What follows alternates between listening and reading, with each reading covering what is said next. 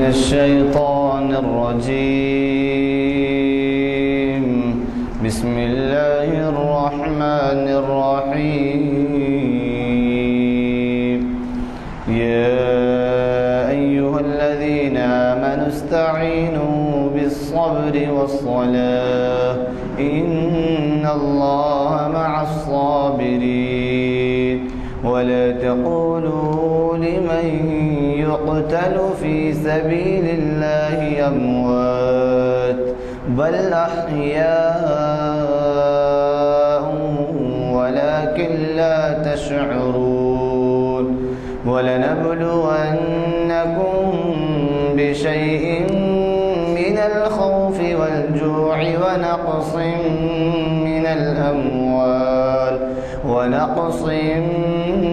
من الأموال والأنفس والثمرات وبشر الصابرين الذين إذا أصابتهم مصيبة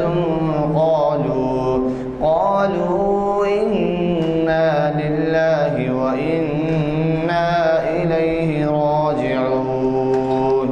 أولئك عليهم صلوات من ربهم ورحمة وأولئك هم المهتدون. صدق اللہ.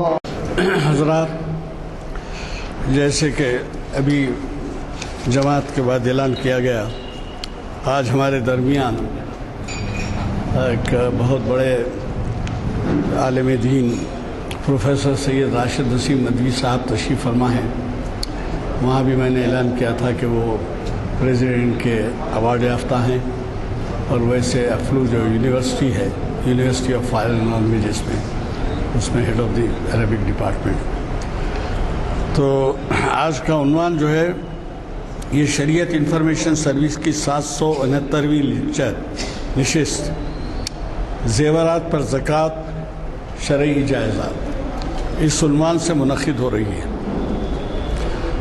یعنی 22 جولائی 2019 بروز پیر بعد اثر مطابق 18 ذی-القعدہ 1440 ہجری. ہمیں محسوس کرنا چاہیے، اس کو جاننا چاہیے، اس کو ذہن میں رکھنا چاہیے، اس پر عمل کرنا چاہیے کہ کلام مجید میں کئی جگہ جہاں صلاۃ کا ذکر آیا ہے وہاں زکوٰۃ کا بھی ذکر ساتھ ہے، وآتوا الزکاۃ. تو اب میں زیادہ اس عنوان پہ اس وجہ سے نہیں بولوں گا کہ وہ جو ان سے سننا ہے، آپ کو ان سے استفادہ کرنا ہے، اس پر کوئی اور روشنی ڈالنے کی ضرورت نہیں پڑتی. صرف ایک دو باتیں آپ سے عرض کرنا چاہوں گا.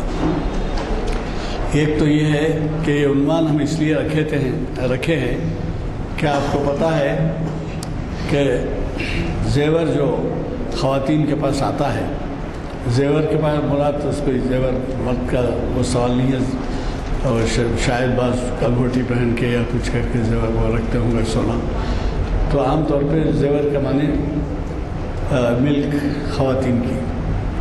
لیکن ہوتا یہ ہے کہ جب زکوٰۃ دینے کا وقت آتا ہے تو خواتین میں اور ان کے شوہروں میں بعض گھروں میں، سب کے پاس نہیں، نزاع پیدا ہو جاتی ہے کہ بھئی آپ دیجئے زکوٰۃ تو میں آپ دوں. اب وہ آپ دیں، آپ چاہیے کہ اندر کتنی زکوٰۃ دی جاتی ہے کیا ہے وہ اللہ کی بات.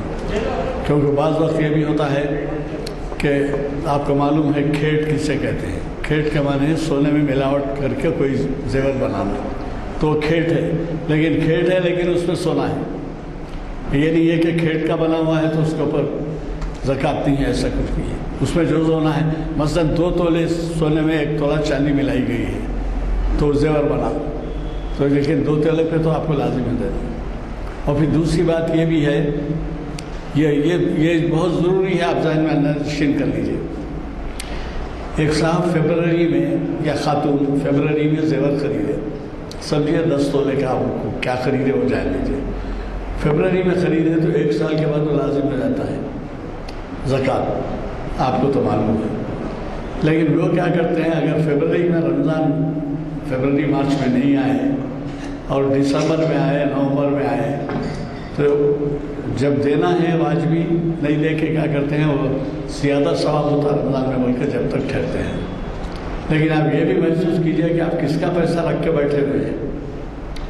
یہ بعض میں تو اس کے مثال لیا لیکن بس کا اکاؤنٹ ہے بینک میں, تو آپ اگر فرض کیجئے جنوری میں رکھائے ہیں تو اگلی جنوری کے بعد آپ زکوٰۃ دے دینا ہو, کیونکہ وہ زکوٰۃ غریب کا مال ہے, مستحق کا مال ہے, حقدار کا مال ہے, وہ اس کے جو شرائط ہیں تکمیل کرتا ہے اس کا مال ہے.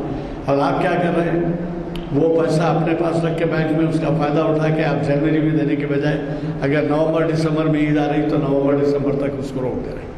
تو میں زیادہ اس پہ عنوان پہ زیادہ نہیں جاؤں گا. آپ لوگوں کے سوالات کے لیے بھی موقع ہے اور بہت اہم عنوان ہے. یہ نہیں ہے کہ رمضان کے سامنے ہی ہیں, بلکہ اگر ہم اپنے دامن میں جھانک کے دیکھیں تو ممکن ہو بعض کو فروری میں, بعض کو مارچ میں, بعد رمضان کے سے قبل ایک دھوم مچ جاتی ہے, اموات ہوتے ہیں ساڑیوں کی تقسیم میں. بنگلہ دیش میں کئی دفعہ اطلاعیں آئیں کہ اتنی عورتیں مری, اتنی مری, کیا ہے زکوٰۃ کی تقسیم. کیوں بھائی زکوٰۃ آپ کو اسی وقت کیوں دیتے ہیں؟ ہر ایک کا پیسہ رمضان کوئی ایک سال نہیں ہوتا, رمضان سے پہلے جو ہوتا ہے اس پہ دے دیجیے, ورنہ غریب کا رکھ کے آپ فائدہ اٹھا سکیں. تو میں زیادہ آپ سے گزارش کے بغیر, اور چونکہ ایسا عنوان ہے جس کے کلام مجید میں آپ اکثر کی ذہنیت ہے کہ ہم نماز کے ساتھ نماز اگر پڑھ رہے ہیں تو بس ہے, ورنہ میں جیسے ذکر کیا کہ نماز کے ساتھ صلاۃ کے ساتھ زکوٰۃ کا ذکر کئی جگہ ہے کلام مجید. میں آپ سے گزارش کرتے ہوئے کہ ہفتے کے دن اور پیر کے دن اقبال اور دو قومی نظریے کے عنوان سے بہت اہم عنوان ہے, جناب محمد ضیاء الدین نیّر صاحب مخاطب کر رہے ہیں اسی جگہ عصر کے بعد. یہ آپ کو معلوم ہے اقبال کمیٹی کے نائب صدر ہیں اور تاریخ ملت سے تعلق رکھتے ہیں. مجھے قوی توقع ہے کہ آج ہم خواتین بھی تشریف لائی ہیں, وہ بھی استفادہ کریں گے. آپ بھی اس بات کا دھیان رکھیں گے, یہ نہیں کہ یہاں سن لیے اور معلومات کے بعد جا کے عمل سے ندارت, یہ نہ ہونے دیجیے. یہ جو ہمارے لیے جو علماء یہاں آتے ہیں یہ راہ للہ آتے ہیں, یہ کوئی معاوضہ نہیں پاتے یہاں, کوئی ان کو کوئی سواری خرچہ کوئی ایسا نہیں دیا جاتا. اب آپ اندازہ لگائیے کہ وہ اپنا وقت نکالتے ہیں, قیمتی اسکالرز ہیں, بین الاقوامی شہرت کے اسکالرز. اب آل انڈیا ایوارڈ دیا گیا ہے پریزیڈنٹ کی جانب سے, بولے تو آپ اندازہ لگائیے کہ کیا ان کا کارنامہ نہیں ہوگا. اب وہ منہ پہ بیٹھے ہیں, منہ پہ ان کی تعریف میں نہیں کر سکتا. لہٰذا آپ سے گزارش ہے کہ اس سے استفادہ کیجیے اور لوگوں پہ نظر رکھیے کہ کوئی غفلت برت رہا ہے تو اس کو آپ صحیح کریں. میں آج کے مخیر صاحب سے ادباً گزارش کرتا ہوں کہ وہ شہ نشین پر تشریف لائیں اور ہمیں اپنے خیالات سے استفادے کا موقع دیں. الحمدللہ رب العالمین والصلاة والسلام علی سید المرسلین وعلى آلہ واصحابہ اجمعین, اما بعد. قد قال اللہ تبارک وتعالی فی القرآن المجید والفرقان الحمید, اعوذ باللہ من الشیطان الرجیم, الذين يكنزون الذهب والفضة ولا ينفقونها في سبيل الله فبشره بعذاب أليم يوم يحمى عليها في نار جهنم فتقوى بها جباههم وجنوبهم وظهورهم هذا ما كنزتم لأنفسكم فذوقوا ما كنتم تكنزون. صدق اللہ العظیم. بزرگوں اور دوستوں, زکوٰۃ کے سلسلے میں یہ وضاحت تو ہمارے ذہنوں میں ہے کہ یہ ایمان قبول کر لینے کے بعد نماز کے بعد کا دوسرا وہ فریضہ ہے جس کا اللہ تعالیٰ نے قرآن مجید میں بار بار تذکرہ فرمایا, اقیموا الصلاۃ وآتوا الزکوٰۃ. زکوٰۃ کی فرضیت کچھ شرطوں کے ساتھ ہوتی ہے. لازمی بات ہے وہ ساری شرطیں اور کن کن چیزوں پر زکوٰۃ فرض ہوتی ہے وہ مسائل میں یہاں نہیں چھیڑ سکتا ہوں, لیکن میں بطور تمہید ایک بات آپ کی خدمت میں رکھتا ہوں کہ قرآن مجید کے ایک چھوٹے سے طالب علم کی حیثیت سے میں اس نتیجے پر پہنچا ہوں کہ دین اسلام کا جو مزاج ہے اور اس کی جو بنیاد ہے وہ انفاق پر ہے، اللہ کی راہ میں خرچ کرنا۔ امساک کو اسلام نے جائز قرار دیا لیکن پسند نہیں کیا۔ امساک کا صحیح ترجمہ بہت مشکل ہے، قریبی ترجمہ سیونگ سے ہم کر سکتے ہیں، بچا بچا کے رکھنا، اٹھا اٹھا کے رکھنا۔ مجھے معلوم ہے میں بہت بڑی بات کہہ رہا ہوں اور بسا اوقات بعض ہمارے ساتھیوں کو ہضم بھی نہیں ہوتی، لیکن آپ قرآن پاک اٹھا کر دیکھ لیں کہ اللہ تعالیٰ نے خرچ کرنے کے سلسلے میں، انفاق کے سلسلے میں، اللہ تعالیٰ کی راہ میں اپنا سرمایہ لگانے کے سلسلے میں جو آیتیں نازل فرمائی ان کی تعداد سینکڑوں ہے۔ سورۃ البقرہ کے آخری کئی رکوع آپ دیکھیں گے کہ اللہ کی راہ میں خرچ کرو، اللہ کی راہ میں خرچ کرو، یہاں تک کہ اللہ تعالیٰ نے ارشاد فرما دیا کہ لن تنالوا البر حتى تنفقوا مما تحبون، تم نیکی کو پا نہیں سکتے تا وقت کہ اپنی محبوب چیز راہ خدا میں خرچ نہ کر دو۔ اس آیت پر صحابہ کا کیا عالم ہوا، آپ تفاسیر اٹھا کر دیکھیں۔ کسی نے اپنا باغ دے دیا، کسی نے اپنا گھر دے دیا، کسی نے اپنا فارم ہاؤس دے دیا، جس کو جو پسند تھا وہ اللہ کی راہ میں خرچ کیا۔ حضرت جابر رضی اللہ تعالیٰ عنہ حضور اکرم صلی اللہ علیہ وسلم کی خدمت میں آئے اور انہوں نے کہا کہ مجھے یہ باغ پسند ہے، باغ لے لیجئے۔ ابو دہدہ رضی اللہ تعالیٰ عنہ کا واقعہ مشہور ہے۔ یہ سب تفصیل میں گئے بغیر میں یہ عرض کرتا ہوں کہ اتنا انفاق کی تاکید کی گئی اور راہ خدا میں خرچ کرنے پر اتنا ابھارا گیا کہ صحابہ نے حضور اکرم صلی اللہ علیہ وسلم سے سوال کیا کہ ہم کتنا خرچ کریں۔ تو صحابہ کو جو جواب اللہ کے رسول صلی اللہ علیہ وسلم نے دیا وہ جواب دراصل نہ صرف یہ کہ حضور اکرم صلی اللہ علیہ وسلم نے شخصی بنیاد پر دیا بلکہ وہ وحی کی بنیاد پر دیا، اور یہ بھی نہیں دیا کہ 10%، 20%، 30%، 40%، 50%۔ سورۃ البقرہ اٹھا کر دیکھیے، اللہ تعالیٰ ارشاد فرماتا ہے یسألونک ماذا ینفقون، اے نبی یہ لوگ آپ سے سوال کر رہے ہیں کہ ہم کتنا خرچ کریں۔ قل، آپ جواب دیجئے، العفو، جتنا فاضل ہے خرچ کر دو۔ یہی وہ وجہ ہے کہ حضرت ابو ذر غفاری رضی اللہ تعالیٰ عنہ کہتے ہیں کہ جب ہم رات کا کھانا کھا لیتے تو ناشتے کے لیے اٹھا کر نہیں رکھتے تھے، ہم خرچ کر دیتے تھے اللہ کے نام پر۔ لیکن لازمی بات ہے، یہ بات اس لیے فرض نہیں کی گئی کہ انسان کی طبیعت اس سے میل نہیں کھاتی ہے۔ انسان کچھ اسٹور کرنا چاہتا ہے، سیو کرنا چاہتا ہے، ذخیرہ کرتا ہے تاکہ مستقبل میں وہ چیزیں کام آئے، تو ان کو جائز رکھا گیا ہے۔ لیکن شرط لگا دی گئی کہ جو تم سیونگ کر رہے ہو، اٹھا اٹھا کر رکھ رہے ہو، وہ اگر خاص مقدار میں پہنچ جائے اور اس پر سال گزر جائے تو تم کو اتنی زکوٰۃ دینی ہوگی۔ اس میں عشر ہے، اس میں خمس ہے، اور اسی میں آپ جانتے ہیں کہ اموال پر زکوٰۃ ہے، اور زکوٰۃ جو ہے وہ 2.5% ہے، جس کو ہم آسانی کے ساتھ سمجھنے کے لیے 40واں حصہ کہتے ہیں۔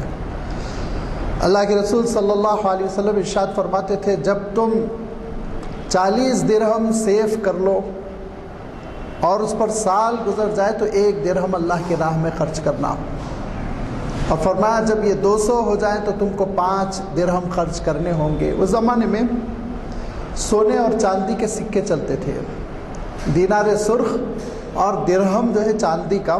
اب نوٹوں کا مسئلہ ہو گیا ہے، کرنسی بھی اب ختم ہو گئی، پلاسٹک کے کارڈ آ گئے ہیں، لیکن مالیت دیکھی جائے گی ان کی مالیت دیکھ کر زکوٰۃ فرض ہوتی ہے۔ اور جیسے میں نے اشارہ کیا کہ چاند کے قمری مہینوں کے اعتبار سے جب سال گزر جائے اور مال خاص مقدار میں آپ کے پاس رکھا رہ جائے، جس میں سونے کے سلسلے میں کہا گیا کہ 7.5 تولہ، اور چاندی کے سلسلے میں کہا گیا 52 تولے، تو پھر زکوٰۃ واجب ہو جاتی ہے، چاہے وہ محرم میں سال مکمل ہو، سفر میں ہو، ربیع الاول میں ہو۔ رمضان کی شرط نہیں ہے، رمضان کی شرط نہیں ہے۔ یہ ہم کو غلط فہمی نہیں رہنی چاہیے کہ رمضان میں ہی زکوٰۃ نکالنی چاہیے۔ رمضان میں آپ پیشگی نکال سکتے ہیں، ایڈوانس نکال سکتے ہیں، لیکن سال کمپلیٹ ہونے کے بعد سے زکوٰۃ ادا نہ کرنے سے مال کو خطرہ لاحق ہو جاتا ہے۔ حضور اکرم صلی اللہ علیہ وسلم نے ارشاد فرمایا کہ زکوٰۃ جو ہے تمہارے مال کی نگہبان ہے، اللہ تعالیٰ تمہارے مال کی حفاظت فرماتا ہے۔ لہٰذا میں یہ عرض کر رہا تھا کہ اللہ تعالیٰ نے زکوٰۃ کے سلسلے میں ایک بنیادی آیت جو سورۃ توبہ میں نازل فرمائی وہ یہ ہے کہ الذین یکنزون الذہب والفضہ، جو اسٹور کر رکھتے ہیں۔ کنز کے معنی ہوتے ہیں اٹھا کر رکھنا، بچا کر رکھنا، جمع کرنا۔ الذہب کے معنی ہوتے ہیں سونا، گولڈ جس کو کہتے ہیں۔ الفضہ وہ چاندی کو کہا جاتا ہے، جو سونے اور چاندی کو جمع کرتے ہیں اور اٹھا کر رکھتے ہیں۔ صاف آپ غور کیجئے، لفظ الذہب ہے، کسی بھی ڈکشنری میں آپ اس کے میننگ دیکھ لیجئے، سونا، اور الفضہ ہے جس کے معنی چاندی۔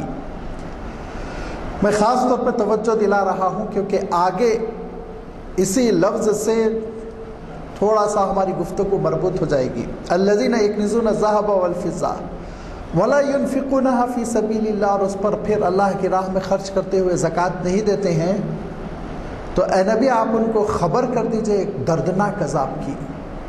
اس عذاب کی شکل یہ ہوگی یوم یحمى علیہا فی نار جہنم، قیامت کے دن جہنم کی آگ سے ان میٹلز کو تپایا جائے گا اور پھر داغا جائے گا۔ یوم یحمى علیہا فی نار جہنم فتکوی بہا جباہہم وجنوبہم وظہورہم، ان کی پیشانیوں کو، پشتوں کو اور پہلو کو داغا جائے گا، جلایا جائے گا، جھلسایا جائے گا سونے اور چاندی سے۔ اس آیت کی تشریح میں اللہ کے رسول صلی اللہ علیہ وسلم کی ایک بڑی طویل حدیث ہے۔ اس حدیث میں حضور اکرم صلی اللہ علیہ وسلم پوری تشریح فرماتے ہیں عملی طور پر، کیسے سونا جمع کیا جائے گا، جہنم میں کیسے، جہنم کی آگ میں اس کو کیسے تپایا جائے گا، اور زکوٰۃ نہ ادا کرنے والوں کو کیسے جھلسایا جائے گا۔ پوری آپ صلی اللہ علیہ وسلم نے وضاحت کی۔ اور پھر آپ صلی اللہ علیہ وسلم نے جانوروں پر زکوٰۃ نہ دینے والوں کے سلسلے میں، آپ صلی اللہ علیہ وسلم نے کھیتی سے حاصل ہونے والے غلے کی زکوٰۃ ادا نہ کرنے والوں کے اوپر جو جو عذاب ہے، جو وعیدیں ہیں، اس حدیث میں تفصیل کے ساتھ بیان فرمایا۔ میں یہ عرض کر رہا تھا کہ سونے اور چاندی کے جمع کر کے رکھنے اور اس پر زکوٰۃ نہ دینے پر جو یہ وعید آئی ہے، اس کی وجہ سے صریح طور پر یہ بات سمجھ میں آتی ہے کہ سونے اور چاندی پر زکوٰۃ فرض ہے جبکہ سال گزر جائے اور وہ ایک خاص مقدار میں ہو۔ مقدار اگر کم ہے ایک الگ بات ہے، لیکن ایک میں وضاحت کر دوں کہ دیکھیے یاد رکھیے زکوٰۃ جو ہے وہ ویلیو پر ہے، اس کی قیمتی ہونے پر ہے، اس کی مقدار پر زیادہ مت جائیے۔ یہی وہ وجہ ہے کہ کسی کے پاس 3 تولے سونا ہے اور 3 تولے چاندی ہے تو اس کے پر زکوٰۃ واجب ہو گئی۔ 2 تولے سونا ہے، 1 ہی تولے سونا ہے لیکن چند تولے چاندی ہے تو زکوٰۃ واجب ہو گئی۔ کیوں؟ دونوں کو ملانے کی وجہ سے چاندی کی قیمت پوری ہو گئی۔ کیوں یہ فتویٰ دیا گیا؟ چاندی کی قیمت تو بہت جلدی پوری ہو جاتی ہے۔ سونا میرے خیال میں اگر موٹا موٹا میں حساب کر رہا ہوں، مجھے یہ سب کے ریٹس نہیں معلوم، آپ 30,000 پکڑ کر چلتے ہیں، آج کل کیا ریٹ ہے پتہ نہیں، تو 7.5 تولہ ہونے تک تو وہ کئی لاکھ چاہیے اس کو۔ لیکن چاندی کا مسئلہ یہ ہے کہ تقریباً 60-70 ہزار پہ ہی زکوٰۃ واجب ہو جاتی ہے۔ تو یہ فتویٰ کیوں دیا گیا؟ یہ فتویٰ اس لیے دیا گیا کہ ایک شریعت کا بنیادی اصول ہے، بہت بڑا بنیادی اصول ہے، اس اصول کو ہم کبھی فراموش نہ کریں کہ زکوٰۃ کے فرض کرنے کے سلسلے میں غریبوں کی منفعت دیکھی جائے گی، غریبوں کا فائدہ دیکھا جائے گا، امیروں کا نہیں۔ پیسہ بچانے کا موقع نہیں فراہم کیا جائے گا۔ یہ انکم ٹیکس کا مسئلہ نہیں ہے کہ آپ کے جو ہے چارٹرڈ اکاؤنٹنٹس یہ وہ آپ کو تدبیریں بتائے بچا کے رکھنے کی، یہ مزاج نہیں ہے۔ میں نے اسی لیے شروع میں کہا تھا اسلام کا مزاج خرچ کرنے کا ہے، انفاق کا ہے، اور اتنا صحابہ کو اللہ کے رسول صلی اللہ علیہ وسلم خرچ کرنے پر آمادہ کرتے تھے کہ وہ بیچاروں پر زکوٰۃ واجب ہی نہیں ہوتی تھی، زکوٰۃ فرض ہونے کا مسئلہ ہی نہیں ہوتا تھا، وہ سب خرچ کرتے رہتے تھے، سب خرچ کرتے رہتے تھے اللہ تعالیٰ کی راہ میں، وہ اٹھا کے رکھتے ہی نہیں تھے۔ اور آپ کو تاریخی واقعہ معلوم ہونا چاہیے کہ اسی مزاج کی وجہ سے حضرت ابوذر غفاری رضی اللہ تعالیٰ عنہ بعد میں پریشان ہوئے۔ جب فتوحات کا دور شروع ہوا، بڑے بڑے ملک فتح ہونے لگے اور مدینہ منورہ سونے اور چاندی کے ڈھیر پہنچنے لگے اور پھر لوگ امیر ہونے لگے، تو حضرت ابوذر غفاری رضی اللہ تعالیٰ عنہ لاٹھی لے کر نکلتے تھے اور کہتے تھے خرچ کرو پورا اللہ کی راہ میں، اٹھا کے تم نہیں رکھ سکتے۔ تو حضرت عثمان رضی اللہ تعالیٰ عنہ کا دور تھا، شکایت کی گئی کہ ابوذر تو ایسی سختی کر رہے ہیں۔ حضرت عثمان نے سمجھایا ایسا نہ کرو، انہوں نے کہا نہیں، پوری زندگی میں نے اللہ کے رسول صلی اللہ علیہ وسلم کی یہ دیکھا کہ اللہ کے رسول صلی اللہ علیہ وسلم کوئی چیز اٹھا کر نہیں رکھتے اور سب اللہ کی راہ میں خرچ کرتے، میں کیسے گوارا کر سکتا ہوں۔ تو حضرت عثمان نے کہا اگر آپ اس مزاج پر رہیں گے، اس سختی پر رہیں گے تو ہم آپ کو مدینے سے باہر کر دیں گے۔ تو حضرت ابوذر غفاری رضی اللہ تعالیٰ عنہ کہتے ہیں کہ مجھے یہ سزا منظور ہے۔ جلاوطن کر دیا گیا ان کو، صحرا میں خیمہ ڈال کر، جھوپڑی ڈال کر آپ نے زندگی بسر کی، اور پھر چند بکریوں کو لے کر صحرا میں کسی طرح گزر اوقات کر رہے تھے، یہاں تک کہ نزا کا وقت آ گیا۔ اور جب نزا کا وقت آ گیا تو آپ کی اہلیہ محترمہ رونے لگی۔ سبب پوچھا کیوں رو رہی ہو؟ کہا کہ میں کیسے آپ کے جنازے کو تیار کروں، کہاں تدفین کروں، میں تنہا عورت آپ کو کیا کروں؟ تو حضرت ابوذر غفاری رضی اللہ تعالیٰ عنہ نے کہا اللہ تعالیٰ مجھے ضائع نہیں کرے گا، تم دروازے پر بیٹھو، اگر کچھ لوگ نظر آ جائیں تو ان کو لاؤ، میں ان سے بات کر لوں گا۔ وہ دروازے پر بیٹھ گئیں، 2-4 گھنٹے گزرے تو دیکھا واقعتاً ایک قافلہ صحرا میں گزر رہا ہے اور وہ راستہ بھٹکا ہوا ہے، ڈیزرٹ میں آ گیا۔ تو وہ پکارنے لگی، کہنے لگی کہ اللہ کے بندو ادھر آؤ، اللہ کے بندو ادھر آؤ، ایک صحابی رسول ہے ان کی خبر لو۔ وہ لوگ فوراً قریب آئے اور کہا صحابی رسول؟ کون صحابی رسول ہے؟ تو کہا ابوذر غفاری نزا کے عالم میں ہے، تم لوگ یہاں کچھ دیر ٹھہرو، ان کے جنازے وغیرہ کا انتظام کرو تب آگے بڑھو۔ تو اسی قافلے میں حضرت عبداللہ ابن مسعود رضی اللہ تعالیٰ عنہ بھی تھے جو بہت بڑے صحابی ہیں۔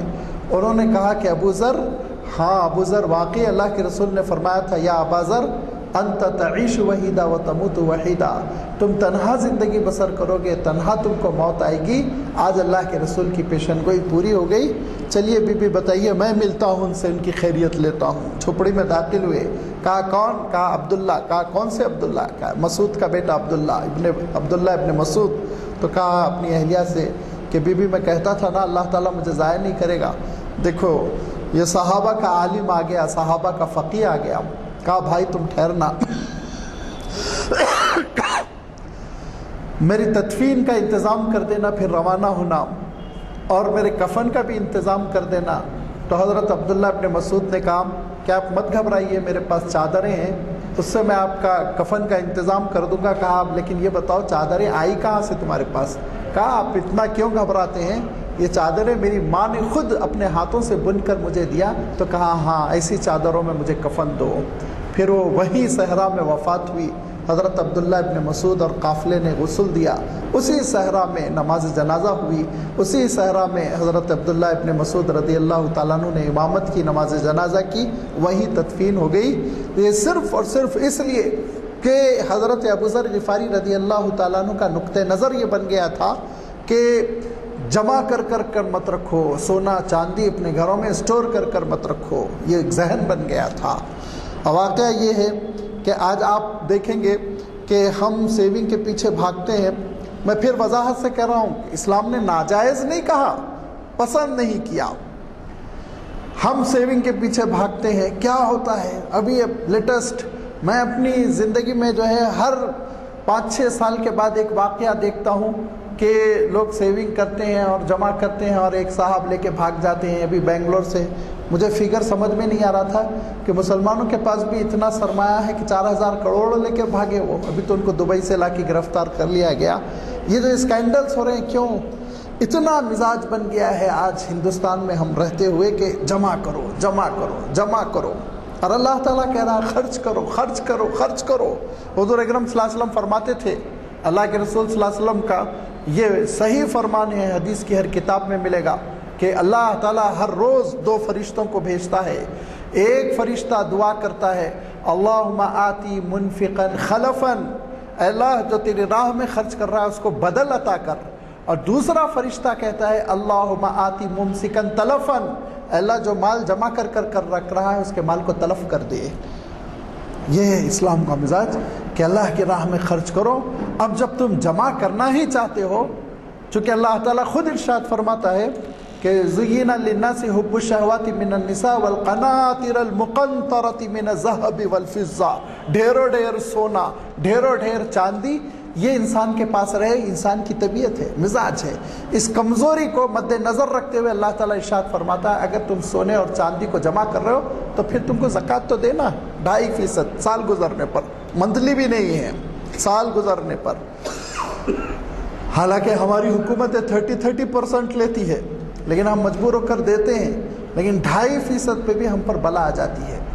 اب سونے اور چاندی کی ایک مخصوص شکل پر میں گفتگو کرنا چاہ رہا ہوں جس کو ہم زیورات کہتے ہیں.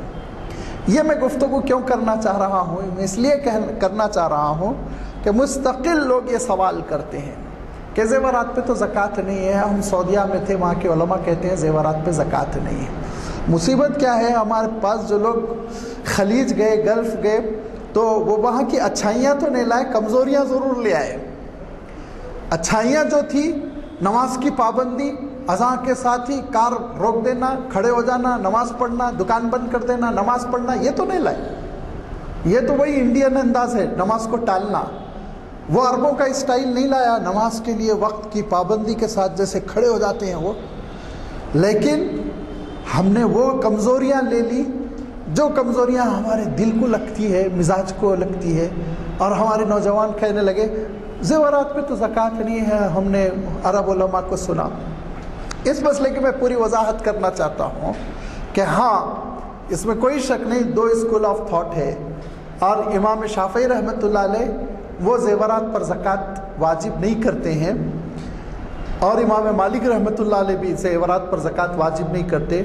لیکن امام ابو حنیفہ رحمۃ اللہ علیہ اور امام احمد ابن حنبل رحمۃ اللہ علیہ، ان کی تحقیق اور موجودہ دور کے جو سعودیہ کے بڑے علماء ہیں، جس میں پچھلے دنوں جو عبداللہ بن باز رحمۃ اللہ علیہ تھے وہ، اور صالح العثیمین جو تھے وہ، یہ سارے بڑے علماء کہتے ہیں بھائی زیورات پر بھی زکوٰۃ ہے. کیوں؟ میں نے کیا عرض کیا، قرآن مجید میں اللہ تعالیٰ نے یہ ارشاد فرمایا الذین یکنزون الذھب والفضہ، سونا اور چاندی.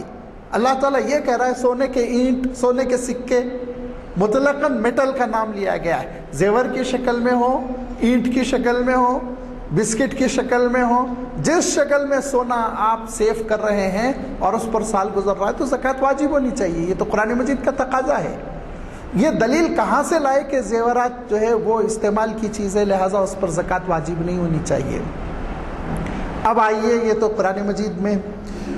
مجھے حیرت ہوتی ہے کہ جب ہمارے وہ ساتھی بھی یہ بات کرتے ہیں جن ساتھیوں کا مزاج یہ ہے کہ وہ یہ دعویٰ کرتے ہیں کہ ہم حدیث پر عمل کرتے ہیں، ہم کو ائمہ کی ضرورت نہیں. کیجئے آپ، بہت اچھی بات ہے، قابل مبارکباد ہے. ہم سب بھی حدیث پر عمل کرنا چاہتے ہیں. اللہ کے رسول صلی اللہ علیہ وسلم کے ارشادات کو چھوڑ کر ہم کہاں جائیں گے؟ لیکن جو حضرات یہ کہتے ہیں ہم حدیث پر عمل کرنا چاہتے ہیں، امام ترمذی رحمۃ اللہ علیہ روایت کرتے ہیں کہ حضرت عائشہ رضی اللہ تعالیٰ عنہ حضور اکرم صلی اللہ علیہ وسلم کی خدمت میں اس عالم میں پہنچی کہ انگلی میں، آپ کی انگلیوں میں، کئی انگلیوں میں چاندی کی موٹی موٹی انگوٹھیاں تھیں، جسے ہم چھلے کہتے ہیں. دیکھیے دکنی زبان میں اس کے لیے فتح خاتون کا لفظ آتا ہے کہ کئی انگوٹھیاں پہن لی تھیں، شوق میں خواتین پہنتی ہیں. تو حضور اکرم صلی اللہ علیہ وسلم نے یہ ارشاد فرمایا کہ دیکھو بی بی، اگر اس پر زکوٰۃ تم ادا نہیں کر رہی ہو تو پھر قیامت کے دن یہ انگوٹھیاں آگ کی انگوٹھیوں سے تبدیل کر دی جائیں گی. کلیئر حدیث ہے. اب انگوٹھی زیور ہے کہ نہیں ہے؟ اور آگے بڑھیے. ام المومنین حضرت ام سلمہ رضی اللہ تعالیٰ عنہ روایت کرتی ہیں کہ حضور اکرم صلی اللہ علیہ وسلم کی خدمت میں پہنچی تو میں کچھ زیور پہنی ہوئی تھی. انہوں نے صرف زیور کہا، گلے کا تھا، ہاتھ کا کنگن تھا، کیا ہے یہ وضاحت نہیں کی. کہا کچھ زیور میں پہنے ہوئی تھی. تو حضور اکرم صلی اللہ علیہ وسلم نے مجھ سے پوچھا زکوٰۃ دیتی ہو؟ میں نے کہا ہاں میں دیتی ہوں. تو فرمایا ہاں زکوٰۃ دیتی رہو، اس کی تم پابندی کرو. اب ایک تیسری حدیث ہے جس میں امام مالک رحمۃ اللہ علیہ موطا میں روایت کرتے ہیں کہ حضور اکرم صلی اللہ علیہ وسلم کی خدمت میں ایک خاتون آئی تو انہوں نے اپنی چھوٹی سی لڑکی کو خوب زیور پہنا رکھا تھا، شوق ہوتا ہے، اس شوق میں پہنا لیا تھا۔ تو حضور اکرم صلی اللہ علیہ وسلم نے کہا کہ یاد رکھو تم نے اپنی بچی کو جو زیورات پہنائے رکھے ہیں اگر ان پر تم زکوٰۃ نہیں دیتی ہو تو پھر جہنم کی آگ سے یہ زیورات تبدیل کیے جائیں گے قیامت کے دن۔ تو دونوں طرح کی حدیثیں ہمارے سامنے آ گئی، اور حدیثوں کا عالم یہ ہے کہ ابھی جو آخری دور میں بڑے سلفی عالم گزرے ہیں اور بہت مشہور ہیں، بڑے محقق بھی ہیں، وہ ناصر الدین البانی رحمۃ اللہ علیہ، انہوں نے ان تینوں حدیثوں کے اوپر لکھا کہ یہ حدیثیں سند کے اعتبار سے بے داغ ہے، صحیح ہیں، ان میں کہیں کوئی کمزوری نہیں ہے۔ لہذا ایسی حدیثیں سامنے رکھتے ہوئے زیورات پر زکوٰۃ نہ ہونے کی بات کرنا یہ تو مجھے بالکل سمجھ میں نہیں آتی ہے۔ آگے چلیے، ابھی اور دو باتیں اہم ہیں جو آپ کی خدمت میں رکھنی ہے۔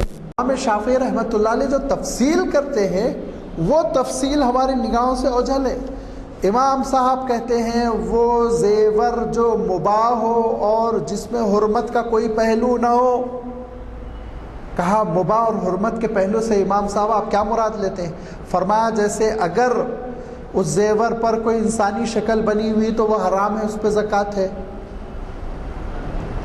اور ارشاد فرمایا کہ مباح ہو حرام نہ ہو، مثلا یہ فرمایا کہ اگر وہ زیور خواتین پہنتی نہیں، تجوری میں بند کر رکھتی ہیں تو ان پہ زکوٰۃ ہے۔ اس کے معنی یہ کہ امام شافعی رحمۃ اللہ علیہ کا فتویٰ بھی انکنڈیشنل نہیں ہے، بڑی شرطوں کے ساتھ ہے۔ وہ سب کو ہم ڈراپ کر دیتے ہیں، نظر انداز کر دیتے ہیں اور کہتے ہیں کہ وہاں عرب علماء نے کہا تھا کہ زکوٰۃ فرض نہیں ہے، زکوٰۃ نہ دی جائے۔ اور اب آپ کو میں بتاؤں کہ موجودہ دور کے بڑے شافعی علماء جس میں مصر کے شیخ شنقطی ہیں جو بڑے مفتی سمجھے جاتے تھے، 20ویں صدی کے بڑے عالم گزرے، انہوں نے کہا یاد رکھو زیورات پر زکوٰۃ دینا یہ احتیاط کا تقاضا ہے، اور اس لیے ہے کہ فرمایا اگر تم زکوٰۃ ادا نہ کرو اور بات وہ ثابت ہو جائے صحیح جو امام ابو حنیفہ رحمۃ اللہ علیہ کہہ رہے ہیں تو قیامت کے دن تو جواب دینا پڑے گا، اسی لیے زکوٰۃ دے دو۔ اور میں نے شروع میں ایک بات آپ کی خدمت میں رکھی تھی کہ زکوٰۃ کے سلسلے میں اہم ترین موقف یہ ہے علماء کا، ایک بنیادی ایک فنڈامنٹل یوں کہہ لیجیے ویو تھاٹ جو ہے وہ یہ ہے کہ غریبوں کے سلسلے میں جو چیز نافع ہوگی، سود مند ہوگی، اس پہ فتویٰ دیا جائے گا۔ لہذا زیورات پر زکوٰۃ دینا یہ غریبوں کے لیے مفید ہوگا، اسی لیے زیورات پر زکوٰۃ دینا چاہیے، زیورات پر زکوٰۃ دینے سے نہیں کترانا چاہیے، کیونکہ میں نے عرض کیا نا اللہ کے رسول صلی اللہ علیہ وسلم ارشاد فرماتے ہیں کہ مال زکوٰۃ پر تم زکوٰۃ ادا کر دو گے تو یہ تمہارے باقی ماندہ مال کی حفاظت کا ذمہ لیتا ہے، تمہارے جو مال بچا ہوا ہے وہ گویا محفوظ ہو رہا ہے، اللہ تعالیٰ کی جانب سے وہ تلف نہیں ہوتا، اس میں برکت ہوتی ہے۔ میں نے یہ بات عرض کی تھی کہ ہم عربوں سے کمزوری تو لے کر آتے ہیں، ان کی خوبیاں لے کر نہیں آتے۔ تو اب میں آپ کو بتا دوں کہ عربوں کا عالم یہ ہے کہ زیورات پہ شاید وہ زکوٰۃ نہ دیں لیکن وہ اپنی پوری آمدنی خرچ کرتے رہتے ہیں، انفاق کا جذبہ ان کے اندر بہت ہوتا ہے۔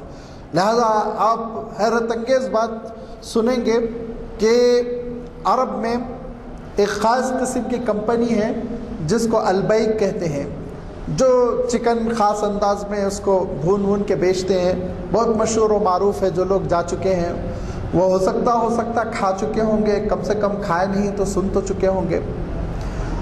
البیک کے سلسلے میں ان لوگوں نے بتلایا، عرب اسکالرز نے جو بہت ہی محقق ہے، بہت سچے ہیں اور جن پہ ہم پوری طرح اعتماد کر سکتے ہیں، کہ اس کے مالک نے، جو اس کے اونر مرحوم تھے، انہوں نے یہ طے کیا تھا کہ ان کا جو ایک پیس بکے گا، جو کسی زمانے میں 10 ریال میں تھا، اب ذرا بڑھ گیا شاید، تو اس پر میں 1 ریال خیرات کیا کروں گا۔ تو ان کا عالم یہ ہے روزانہ ملینز آف وہ پیکس بکتے ہیں، ملین، اتنا وہ خیرات کرتے ہیں۔ پھر ایک جب ان کی وفات ہو گئی تو ان کے 2 فرزند ہیں، دونوں فرزندوں نے بیٹھ کر یہ ڈیسیشن لیا کہ ابا مرحوم نے والد صاحب نے جو فیصلہ کیا تھا کہ ایک پیک پر وہ جو ان کا ایک پیس ہوتا ہے 10 ریال کا، آج کل بڑھ کر کتنے میں ہو گیا پتہ نہیں، 12 ریال 15 ریال، تو اس پر ابا جو ایک خرچ کرتے تھے وہ تو ابا کے لیے ہے، والد صاحب مرحوم کے لیے، ہمارے لیے کیا ہے؟ لہٰذا ہم دونوں نے ڈیسیشن لیا کہ اب جب ایک اس کا بیگ بکے گا، ایک پیس بکے گا، تو ہم 2 ریال خیرات کیا کریں گے، 2 ریال خیرات کریں گے۔ یہ خیرات کا جذبہ، اس کا عالم یہ ہے، اس کا نتیجہ یہ ہے کہ مینا میں ایک جگہ بھگدڑ لگی ہوئی تھی، بھیڑ گر رہی تھی، تو میں نے پوچھا کوئی فری چیز اچھی تقسیم ہو رہی ہوگی؟ تو کہا نہیں، فری نہیں، یہاں البیک کا وہ اسٹال لگا ہوا ہے اور ایک ایک دن میں 5-5 6-6 لاکھ پیس ان کے بکتے ہیں، ایک ایک دن میں لائن لگا کے لوگ خریدتے ہیں۔ یہ اللہ تعالیٰ برکت دیتا ہے، خرچ تو کریں ہم۔ لہذا عربوں کا جو مزاج خرچ کرنے کا ہے، جو آپ نے میدان عرفات میں دیکھا ہوگا، مینا میں دیکھا ہوگا، آپ نے مسجد نبوی میں دیکھا ہوگا افطار کے موقع پر، آپ نے مکہ مکرمہ میں حرم میں دیکھا ہوگا افطار کے موقع پر، کس طرح وہ شاہانہ انداز میں خرچ کرتے ہیں۔ بڑی بڑی لاریاں ہوتی ہیں جس میں یعنی 20 کاریں آ جائیں، اس بڑی بڑی لاریوں میں پھل ہے تو تقسیم ہو رہا، کھانا ہے تو تقسیم ہو رہا، چھتریاں ہیں تقسیم ہو رہی، دودھ، کولڈ ڈرنکس، پانی لگے ہوئے خرچ کرنے میں۔ تو ان کا جو مزاج انفاق کا ہے اس کو تو ہم نے نہیں دیکھا، لیکن ان کے علماء کا جو فتویٰ ہے زیورات پہ زکوٰۃ نہیں دینا، وہ لے کر آ گئے۔ انفاق کا مزاج نہیں لائے ہم ان سے، خرچ کرنے کا مزاج نہیں لائے، اللہ کی راہ میں ہاتھ روکنے کا جو ایک فتویٰ ہے وہ ضرور ہمارے پلے پڑ گیا۔ یہ مزاج ہم ختم کریں۔ اور پھر میں کہتا ہوں قرآن مجید کا آپ بغور مطالعہ کریں، اور قرآن مجید کا مطالعہ اگر زیادہ وقت لگنے کا ڈر ہے تو آپ سورۃ البقرہ میں، اور سورۃ البقرہ کے لیے بھی آپ وقت نہیں دے سکتے تو پھر تیسرا پارے کا جو آدھا حصہ ہے تلک الرسل کے بعد سے سورۃ البقرہ کے ختم ہونے تک وہ آیتوں پہ غور کریں۔ اللہ تعالیٰ نے کیسی تاکید کی اللہ کی راہ میں خرچ کرنے کی، اور اس کے جو فوائد برکتیں اللہ تعالیٰ نے بیان فرمائی، اس پر ایمان قبول کرنے کے بعد ایسا محسوس ہوتا ہے کہ زیورات پر زکوٰۃ ادا کرنا یہ ایک مسلمان کی ڈیوٹی ہے۔ اب ذرا بیچ میں اختلاف ہو جاتا ہے ہمارے پاس میاں بیوی میں کہ اہلیہ محترمہ کہتی ہیں کہ میں تو کماتی نہیں ہوں، میرے پاس پیسے نہیں ہیں، شوہر صاحب کو دینا چاہیے، شوہر صاحب کہتے ہیں کہ زیور تو تمہارا ہے، تم کو دینا چاہیے، اور دونوں لڑ کر پھر اس کے بعد زکوٰۃ کے سلسلے میں ڈنڈی مار دیتے ہیں۔ تو پھر اس کے بعد ہوتا یہ ہے کہ اس کے نتیجے میں اللہ تعالیٰ گھر میں ایسے مہمانوں کو، یعنی معاف فرمائے، ایسے مرضوں کو بھیج دیتا ہے جو ایک ایک مرض کی رپورٹ میں کبھی کبھی 40-45 ہزار روپے خرچ کر دینے پڑتے ہیں۔ یہ اللہ تعالیٰ کی آزمائش جب آتی ہے، اسی لیے حضور اکرم صلی اللہ علیہ وسلم نے استخراج المال فرمایا، جب تم مال نہیں خرچ کرو گے تو اللہ تعالیٰ نچوڑ کے تمہارے سے نکال لے گا۔ لہذا دونوں میں ایک انڈرسٹینڈنگ ہو، اور عام طور پر خواتین کو نفقہ دیا جاتا ہے، جیب خرچ دیا جاتا ہے، پاکٹ منی ملتی ہے، اس کو جمع کریں، اور شوہر کی بھی ڈیوٹی ہے کہ وہ اس سلسلے میں مدد کرے۔ دونوں میں ایک انڈرسٹینڈنگ ہونی چاہیے، لیکن زیور پر ضرور زکوٰۃ ادا کی جائے، تاکہ یہ وہ زیور جو آج خاتون کے حسن اور ان کے جمال اور زیبائش کا ذریعہ بن رہا ہے، قیامت کے دن عذاب کا ذریعہ نہ بن جائے، جان لیوا نہ ہو جائے، مصیبت نہ بن جائے۔ اسی لیے زیورات کے سلسلے میں عرب فتوے کی وجہ سے، عرب کے بعض اسکالرس کے فتوے کی وجہ سے ہم غلط فہمی میں نہ پڑے۔ اگر واجب بھی نہیں ہے آپ دے دیں گے تو ثواب ملے گا کہ نہیں ملے گا، یاد رکھیے۔ اللہ کی راہ میں آپ کسی غریب کی مدد کر دیں گے، کسی بیمار کی، بیوہ کی، اور کسی یتیم، آج کل تو یہ ہے ابھی بقرعید کا زمانہ آ رہا ہے، لوگ کہیں گے بکرا کیوں ذبح کیا جائے، بیوہ کی مدد کیوں نہ کر دی جائے، آپ شیروانی کیوں خریدتے ہیں 70,000 75,000 کی، غریب کی مدد کیوں نہیں کرتے آپ؟ ایک بکرے ہی میں ساری مصیبت پھنسی ہوئی ہے۔ اصلاً یاد رکھیے، دین میں عقل کا عمل دخل کم ہے، یاد رکھیے، اللہ کے حکم کا عمل دخل زیادہ ہے۔ اگر عقل کا عمل دخل ہوتا تو حج میں جانے کے بعد مینا میں آپ نہیں جاتے، حرم میں ہے نا بیٹھے ہوئے، حرم سے بڑھ کر ہے مینا کی فضیلت، حرم کو چھوڑ کر آپ مینا میں چلے جاتے ہیں 5 دن کے لیے۔ معلوم یہ ہوا عقل محو تماشا ہے، علامہ اقبال رحمۃ اللہ علیہ کی تعبیر میں۔ اصل تو ہے اللہ کا حکم۔ حضرت علی رضی اللہ تعالیٰ عنہ فرماتے، اگر دین عقل پر ہوتا تو جب پاؤں کا میں مسح کرتا ہوں، چمڑے کا جب ہم موزہ پہنتے تو مسح کرتے، تو فرماتے میں تلوے کے نیچے کرتا، اوپر تھوڑی کرتا۔ مٹی تو نیچے لگی ہوگی نا, تو عقل تو یہ کہتی نیچے میں مسح کروں, صاف کروں, لیکن حضور نے کہا اوپر کرو, ایسے انگلی اوپر پھیرو. تو کہا عقل کا عمل دخل نہیں, اللہ کا حکم. لہذا اللہ تعالیٰ کا جب حکم ہے اور وہ انکنڈیشنل کہہ رہا ہے الذین یکنزون الذھب والفضہ. اب کوئی ترجمہ اٹھا کر دیکھ لیجئے, English translation, Telugu, Hindi, Urdu, dictionary اٹھا کر دیکھیے, الذھب والفضہ, کوئی کنڈیشن اللہ تعالیٰ نے نہیں لگائی. تو لازمی بات ہے علماء کیوں کنڈیشن لگا رہے ہیں کہ اللہ کی راہ میں ہم ضرور خرچ کریں اور زکوٰۃ ادا کریں, چاہے وہ زیور کی شکل میں ہو, چاہے وہ کسی اور شکل میں ہو. ایک چھوٹی سی وضاحت کے ساتھ میں گفتگو ختم کر دوں کہ حضور اکرم صلی اللہ علیہ وسلم نے سونے اور چاندی کی دیگر استعمالات پر پابندی لگا دی. گھر میں آپ تشتری, برتن, پیالی وغیرہ نہیں رکھ سکتے, حرام ہے. علماء سے آپ فتویٰ لے لیجیے. اور مرد کے لیے چاندی کی ایک خاص مقدار کے علاوہ سارے ہر قسم کے زیور, آرٹیفیشل بھی ہر قسم کے زیور مرد کے لیے حرام ہے, مرد کے لیے جائز نہیں. لہذا ہمارے نوجوان لڑکے بسا اوقات کچھ زنجیریں وغیرہ, چینز گلے میں ڈالے ہوئے ہوتے ہیں, وہ جائز نہیں, حرام ہے سیدھا سیدھا. اور اس میں کوئی اسکول آف تھاٹ کا اختلاف نہیں ہے, سب متفق ہے مرد کے لیے سارے زیور حرام ہے. اللہ تعالی ہم سب کو شریعت پر پورا پورا عمل کرنے کی توفیق عنایت فرمائے. وآخر دعوانا ان الحمد للہ رب العالمین. جی میں بتایا نا, قمری سال گزرنا. جی قمری سال نہیں, رمضان سے رمضان شرط نہیں ہے. آپ کے پاس مثال کے طور پر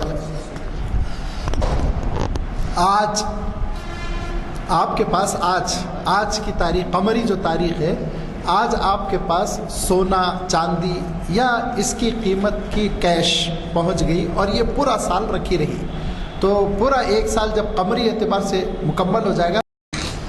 آپ نے دیکھنا ہے کس بات کہ آپ نے جو ہدایت اور جو وضاحتیں ہمارے سامنے پیش کی, اس پر اللہ تعالی ہمیں توفیق دے کہ اس پر عمل کریں. یہ نہیں کہ بہت اچھا لیکچر تھا اور ایسا سن لیا اور ویسا سن لیا اور پھر باہر نکل کے ایک کان سے سن کے دوسرے کان سے چھوڑ دیے. یہ بات نہیں ہونی چاہیے. ان محافل کا مقصد یہ نہیں ہے کہ صرف آپ کے علم میں کوئی بات آئے, ان کا مقصد یہ ہے کہ آپ کو سن کے جا کے اس پر عمل بھی کریں اور اپنے ایسے حلقوں میں اس کا ذکر کریں اور اس کی وضاحت کریں جو ایک تبلیغ کا حیثیت رکھتی ہے. میں اس سے پہلے عرض کر چکا ہوں کہ چہارشنبے کے دن اقبال شناسی کی محفل میں ضیاء الدین نیت صاحب مخاطب کر رہے ہیں اقبال اور دو قومی نظریہ. اب آپ کو اندازہ ہوا ہوگا آج کے اخبارات سے, ریڈیو سے, ماحول سے, الیکشن سے کہ دو قومی نظریہ جو ہے وہ کتنے اہم عنوان ہیں, اور اس لیے آپ سے گزارش ہے کہ اس کو کچھ آسان وہ مت سمجھیے. اس کے بارے میں جو کچھ اقبالیات کے ماہرین کہہ رہے ہیں ان کو سماعت فرمائیے. اسی مقام پر عصر کے بعد چہارشنبے کے دن وہ خطاب ہوگا, اور وہ اقبال شناسی یہاں پر 22 سال 23 سال سے چل رہی سب سے قدیم محافل اسی کے ہیں. شریعت کے بعد میں ہوئے, پھر تاریخ اسلام کے بھی بعد میں ہوئے, اور یہ جو 999 نشست محفل اقبال شناسی کی 11 محفلوں کے بعد 1000 محفل ہو جائے گی. تقریباً 24-25 سال 24-25 سال سے ہو رہی ہے. اور یہ محراب سے شروع ہوئی تھی, پھر یہ لائبریری میں گئی, اس کے بعد یہ مقام ہوا جہاں پاکستان کے بھی لوگ آ کے بولے کہ صاحب ہمارے پاس اتنی محفلیں نہیں ہوئی جتنی پابندی سے آپ کے پاس ہوتی ہے, لہٰذا اس کے قدر کیجیے. امریکہ اور کینیڈا میں بھی اس کے چرچے ہوتے ہیں کہ یہاں ایسی پابندی سے ہوتی ہے. اور یہ ویب سائٹ جو ہے اس کی بڑی اہمیت ہے. کبھی نہیں آنا ہوا تو ویب سائٹ پہ آپ کسی جگہ بھی دیکھ سکتے ہیں. میں بھی جب سعودی عرب میں جاتا ہوں دیکھتے ہیں, افتخار دیکھتے ہیں. ابھی آپ نے سنا مولانا سے کہ بنگال سے ٹیلی فون آیا تھا کہ میں پابندی سے دیکھتا ہوں. تو آپ بھی کوشش کیجیے اگر یہاں نہیں آتی ہے اور آپ کو اندازہ ہے کہ آپ سے اس محافل سے کچھ حاصل کر سکتے ہیں تو یقین یعنی ضرور رکھیے. اور اس کا ویب سائٹ پہ بھی یہ آپ کا پروگرام آتا ہے پورے ویک کا, تو اس پہ بھی خیال کیجیے اور دھیان دے کے آپ اس سے استفادہ کیجیے. خصوصاً خواتین کو بھی اور فیملی ممبرس کو بھی اس سے استفادہ کرنے کا موقع دیجیے, چونکہ دعا ہو چکی ہے محفل.